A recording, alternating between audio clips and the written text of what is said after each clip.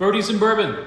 I love fancy cocktails. I'm not gonna lie. I like the egg whites. I like the fancy glassware. I like the jiggers, the shakers, all the stuff. I love it.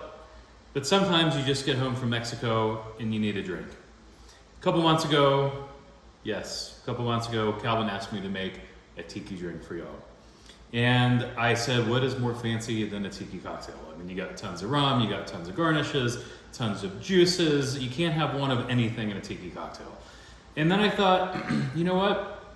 I'm gonna do something that Calvin is never gonna expect. And that is make a cocktail that is not fancy. So I've got a t-shirt on.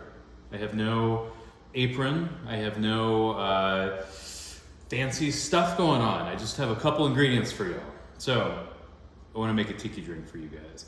I know that you all, if you're watching Birdies and Bourbon, love your bourbon. You love to drink things neat. So you may not have tons of fancy stuff lying around in terms of making cocktails with.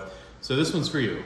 This has just a couple different ingredients and you can have yourself a fancy tiki cocktail in no time at all. So one thing I like to do whenever I teach people how to make cocktails is I love to give them secrets that are gonna make their lives easier. I have been searching for ways to incorporate fruit and to make things, again, fancy but without the effort. And one of the things that I have landed on is frozen fruit. So go to your local grocery store, I go to Costco, and in this case, I've got some fresh mango. And by fresh mango, I mean not fresh mango. It was fresh and then it was frozen, which means it's actually pretty darn tasty. So what I did is I took 5 little diced cubes, just about that much mango, putting it in my trusty little Ninja. Use whatever blender you want. And to this, I'm gonna add a few things. First of all, I'm gonna add 3/4 of an ounce of a blend of lemon and lime juice. No, it's not fancy, it's easy to do. So here's my 3/4 of an ounce. I'm also gonna add a 1/3 ounce of syrup. You can use simple syrup if you want. I've got a darker sugar syrup, so a demerara syrup here. I'm gonna throw that in. And then I'm gonna use just 2 rums. That's gonna be it. I've got a Wray & Nephew. Wray & Nephew is pretty cheap. It's really overproof, so for those who are gonna be afraid to be called names by holding an orange cocktail, this is 69% alcohol. 63% alcohol, close enough. But it's really delicious. Not only is it really strong, but it has this overripe fruit, this tropical fruit flavor that I think is gonna go really well with the mango. I'm gonna do 3/4 of an ounce of this. And I apologize if you can't see down here. I'm using my iPad, and you either get this or you get this. And I'm pointing to the cocktails. The next thing I'm gonna use is one of the most delicious rums that you're gonna find for the price point. This is an El Dorado 5. El Dorado is from the northern coast of South America. It is from the banks of the Demerara River. And it is a 5-year aged rum. El Dorado has different aged rums in their lineup. So if you are a bourbon drinker and you like that oak on your spirit, then you can go as high as you want in terms of that age factor. One of the things about rum is that you can often get rums that are aged for a much cheaper price point than you could get other whiskeys. So I highly suggest picking up El Dorado 5. El Dorado 8 is a great option as well, and they're almost the same price point. But this can be had for about 20-25 bucks. Pretty darn tasty. So I'm gonna add 1.5 ounces of this, which is gonna put us just over 2 ounces for our spirit in this cocktail. Now when I make tiki cocktails, I like to make them strong. The reason is I've got a lot of sugar and I've got a lot of other stuff in it. In this case, we don't have much, but we do have mango and we do have citrus. And so I want some stuff that's gonna stand up to all those other ingredients. So my El Dorado with a 63% alcohol, the fact that I've got over 2 ounces of alcohol in this cocktail, I think is gonna do well. And one final ingredient, for those of you who are bourbon fans and you like to make yourself a good old fashioned from time to time, you will most likely have some simple Angostura bitters. I'm gonna just put 1 dash in here. I don't want it to take over.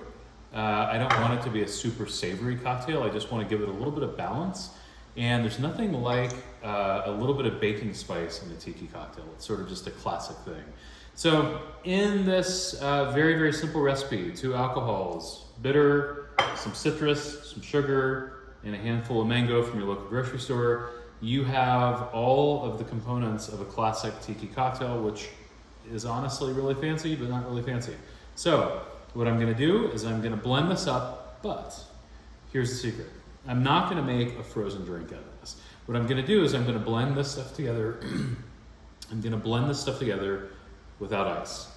And this is sort of where the secret comes in, because if I put ice in this and I just made a smoothie, that would be not really surprising and not really teaching you anything, because that's pretty easy to do. But my secret with the blended fruit, and I'm gonna get into this in just a second, is that if you put it in a blender, you put it with your spirits and you blend it up, it's almost like you're using a fresh juice as opposed to something that's frozen. When you blend it up with the liquid, it becomes a liquid, a juice. So instead of having a smoothie or something like that, you are back to sort of liquid form and therefore cocktail form, and you can serve it in different ways. So here's what I'm gonna do. Gonna blend it just like this. All right, I've got my blended liquid right here. Now what I'm gonna do is I'm going to pour this into my shaker tin. So just like this, I'm gonna pour it into my cocktail shaker tin. You can see it's a nice liquid. So instead of having to juice something fresh, all you need to do is have some stuff in the freezer, and when you get the itch for a nice fancy cocktail, put your hand in the freezer, grab a scoop out, and put it in the blender, and you're good to go. So got this here. I'm gonna put some ice in it, and I'm gonna shake it up.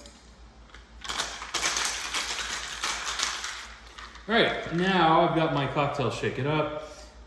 The only other choice you have at this point, if you want to get a little bit fancy and take a little bit longer, but not really, is you can use a fine tea strainer, and you can strain your cocktail through that. Now, the reason I'm giving you this trick is because in reality, this idea of pulling some mango out of a fridge or out of a freezer is pretty versatile. And here's what I mean. You can buy frozen pineapple. You can buy frozen berries. You can buy frozen whatever you want. And when you blend it together with either some water, some sugar, some alcohol, and then you shake it together, what you have is essentially a cheater version of a cocktail with fresh fruit.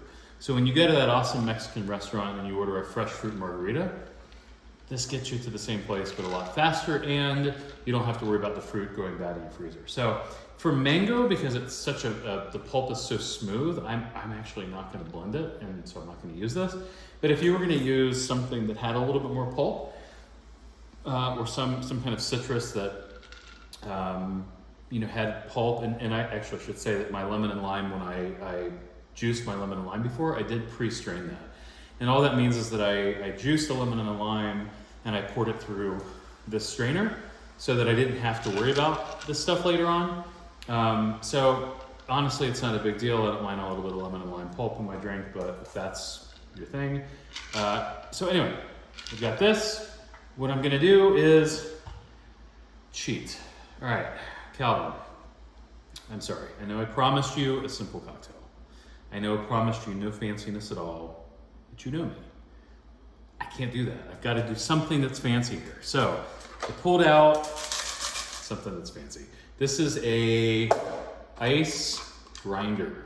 This can be had for maybe like 15 or 20 bucks on Amazon, or if you find it in a thrift store. I found one, the vintage one, in the thrift store. Then all you do is you put some ice up top, you grind it like this, and it puts some nice ground ice into this container here. Part two of being fancy, glassware. Now, this isn't really being, it's fancy, but it's not like it takes you any time. You have to just have a cool glass. So go to a thrift store, go to an antique store. Calvin's from Georgia. I used to be neighbors with Calvin in Georgia. So we have a nice Georgia vintage frosted state glass from the 1950s. And I'm gonna put my fancy ice into here. Now, is this gonna make your cocktail or break your cocktail if you don't have ground ice? No. If you wanna just put some ice in a glass, it's all good.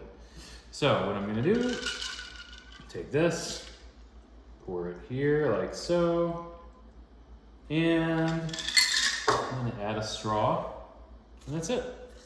Pretty simple cocktail.